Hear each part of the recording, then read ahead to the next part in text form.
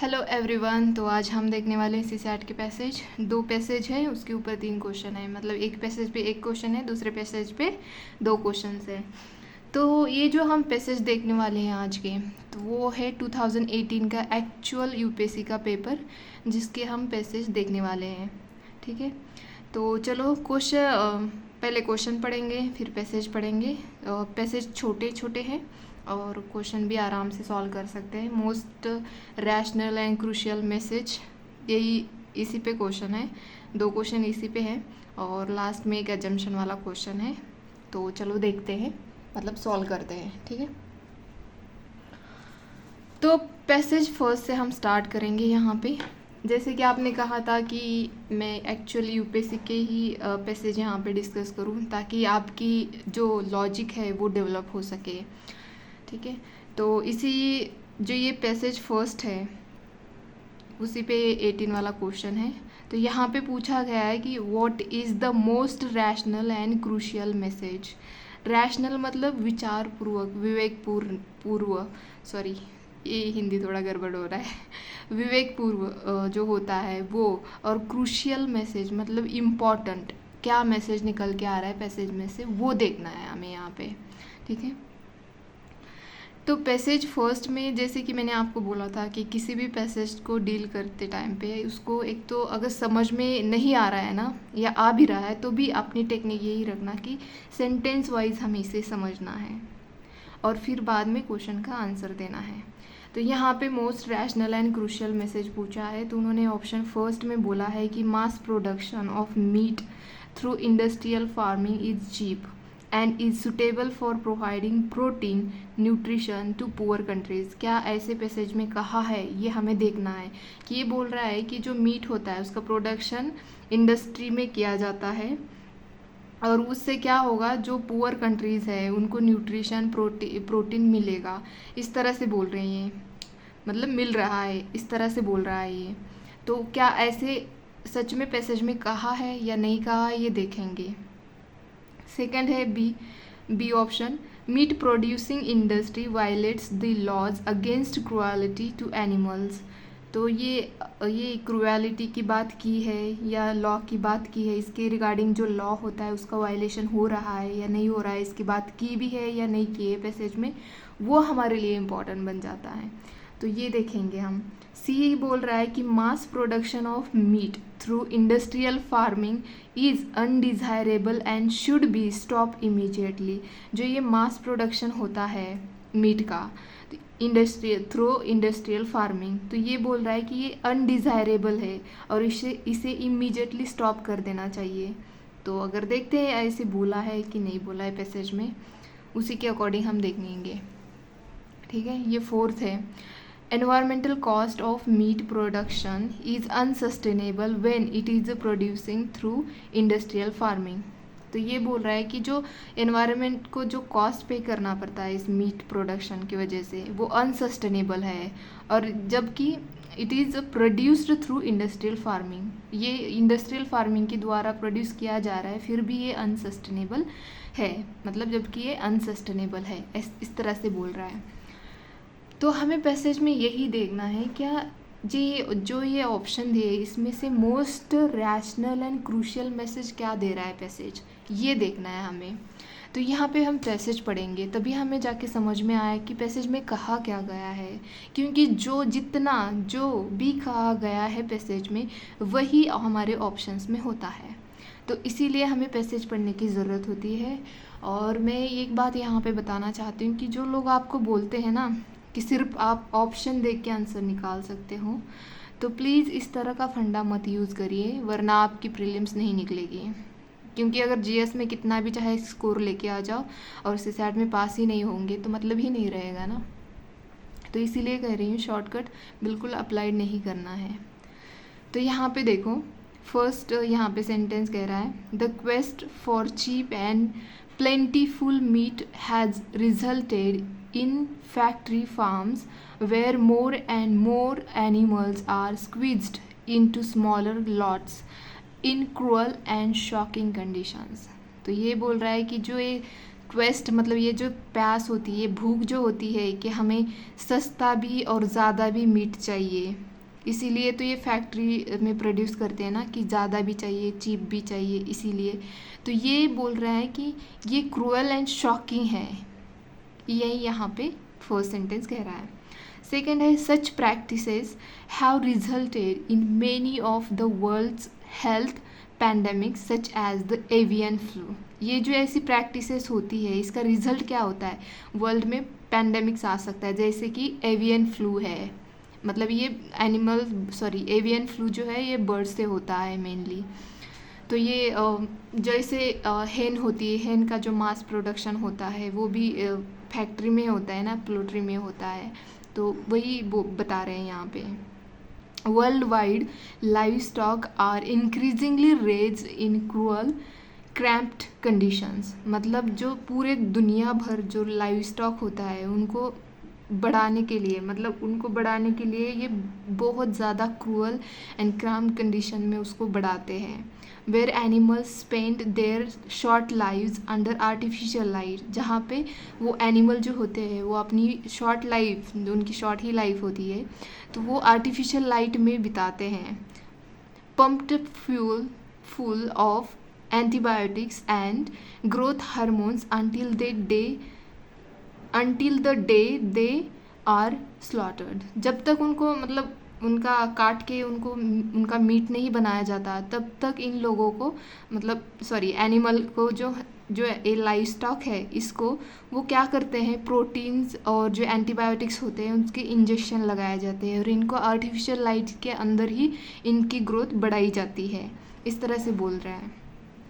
ठीक है, नेक्स्ट बोल रहे हैं meat production is water intensive, और जो ये मीट प्रोडक्शन किया जाता है फैक्ट्री में ये वाटर इंटेंसिव है, मतलब इसके लिए वाटर बहुत ज़्यादा लगता है। यहाँ पे उन्होंने आंकड़ा भी संख्या भी दी है, 15,000 liters of water is needed for every kilogram of meat compared with rice with 3,400 liters for rice।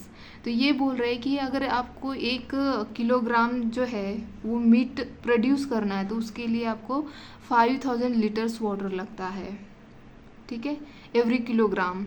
और राइस को कितना लगता है, 3,400 इतना लगता है। और जो ये नेक्स्ट बता रहे हैं 3,300 litres for eggs and 255 litres for kilogram of potatoes. तो ये बता रहे हैं कि मीट के कंपेयर में राइस को, एग्स को और जो ये पोटैटोज उगाते हैं इनको बहुत कम मात्रा में पानी लगता है और मीट को ज़्यादा लगता है। तो ये वाटर इंटेंसिव है, इस तरह से बता रहे हैं हमारे ऑथर जिन्होंने पैसेज लिखा है। ठीक है, तो इसमें से बता कि ये जो लोगों की क्वेस्ट होती है कि हमें सस्ता भी और ज़्यादा भी मीट प्रोड्यूस करना है, इससे मुनाफा मिलता है ना लोगों को, तो इसीलिए तो ये और इस वजह से भी उनको पता है कि पैंडेमिक्स भी आ सकता है, फिर भी वो इस तरह से ये रास्ता अपनाते हैं कि मीट प्रोडक्शन ऐसे करना है क्योंकि ज़्यादा भी मिलेगा और सस्ता भी मिलेगा, ये बता रहे हैं। और इनको ये भी पता है कि इसको वाटर ज़्यादा लगता है और वाटर की स्केर्सिटी कितनी है ये भी पता होता है, फिर भी ये मीट ही प्रोड्यूस करते हैं। बदले में वो राइस भी प्रोड्यूस कर सकते हैं, एग्स भी प्रोड्यूस कर सकते हैं, पोटैटो प्रोड्यूस कर सकते हैं, उसको वाटर कम लगता है फिर भी नहीं करते हैं वो। तो most rational and crucial message यही है कि ये एनवायरनमेंट फ्रेंडली नहीं है, ये मीट प्रोडक्शन जो है वो एनवायरनमेंट फ्रेंडली नहीं है क्योंकि ये वाटर इंटेंसिव है और ये इतनी एनिमल्स के साथ क्रुएल्टी भी की जाती है, इससे पैंडेमिक्स भी आ सकता है, एक डिसीज़ भी आ सकता है, तो ये एनवायरमेंटल फ्रेंडली नहीं है। तो यही बता रहे हैं। तो देखो यहाँ पे फर्स्ट ऑप्शन में इन्होंने ये बोला है कि mass production of meat through industrial farming is cheap and is suitable for providing protein nutrition to poor countries की बात कर रहे हैं, नहीं, बिल्कुल भी नहीं। तो ये तो हमारा ऑप्शन नहीं बनता है क्योंकि इन्होंने most rational and crucial message बोला है।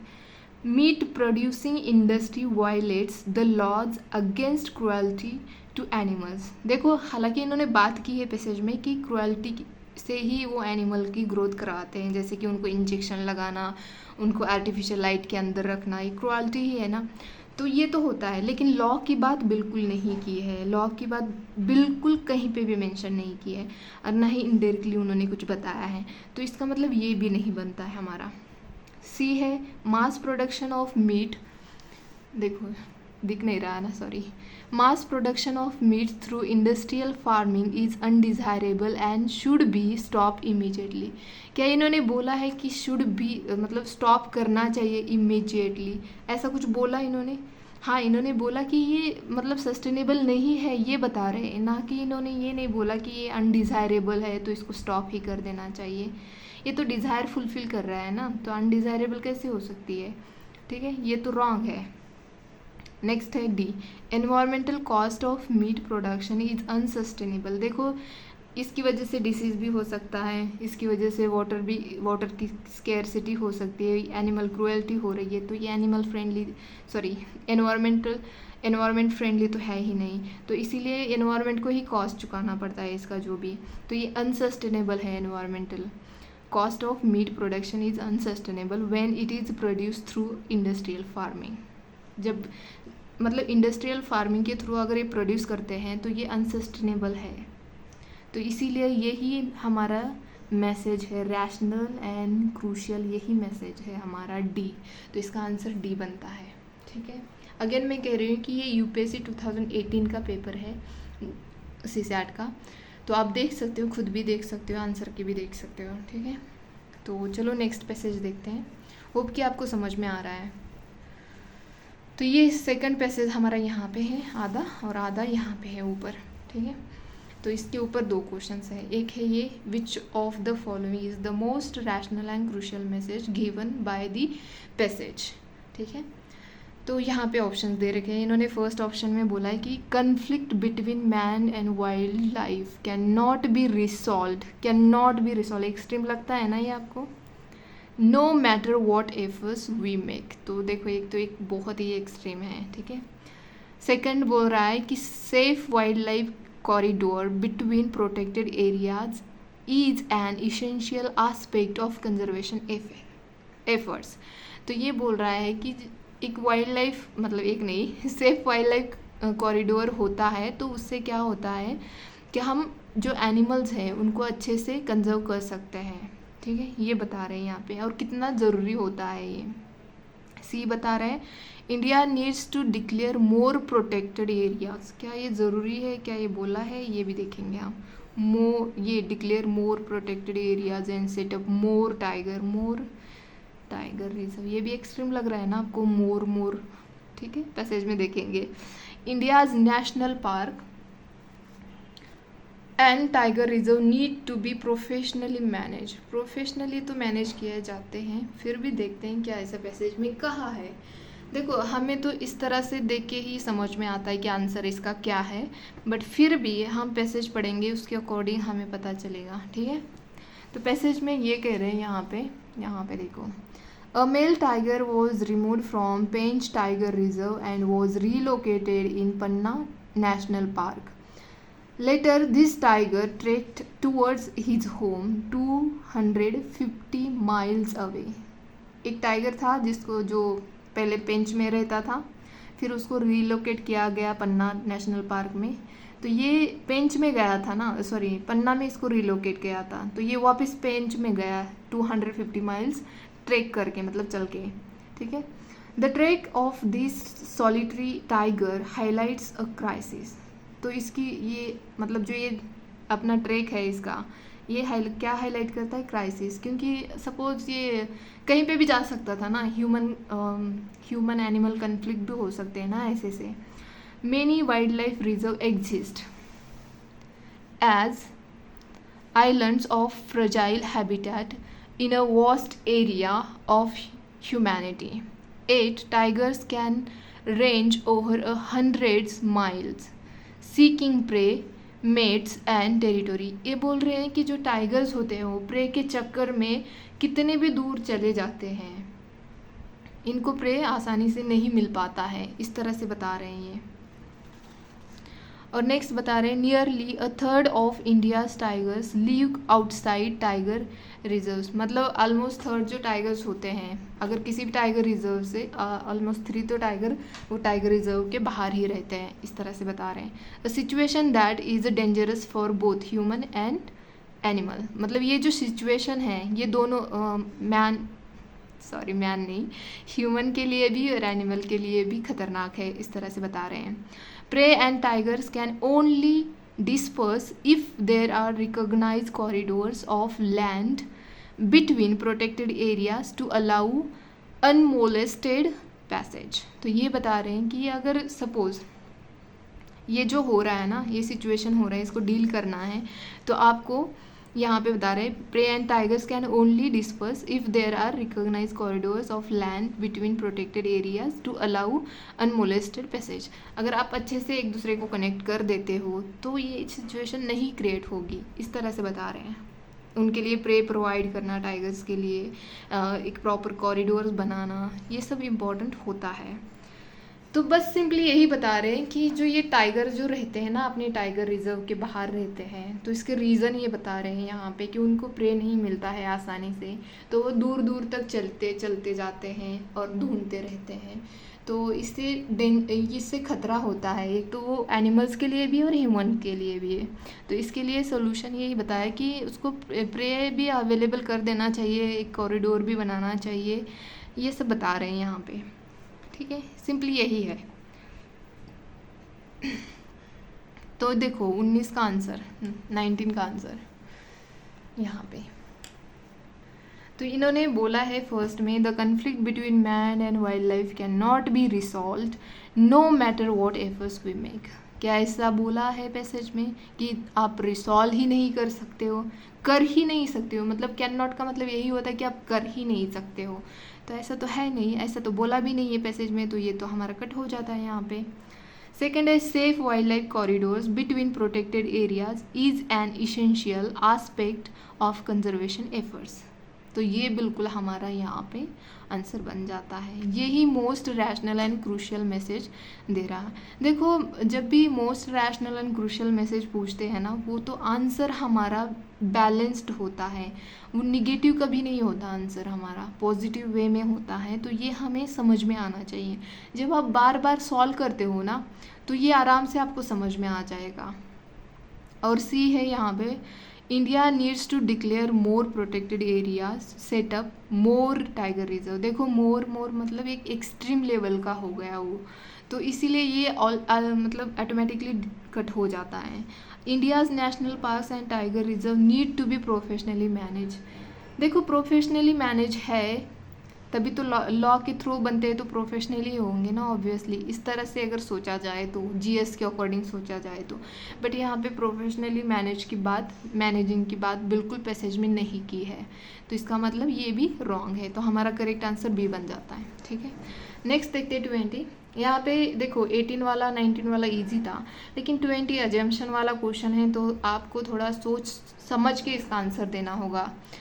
तो यहाँ पे बोला गया है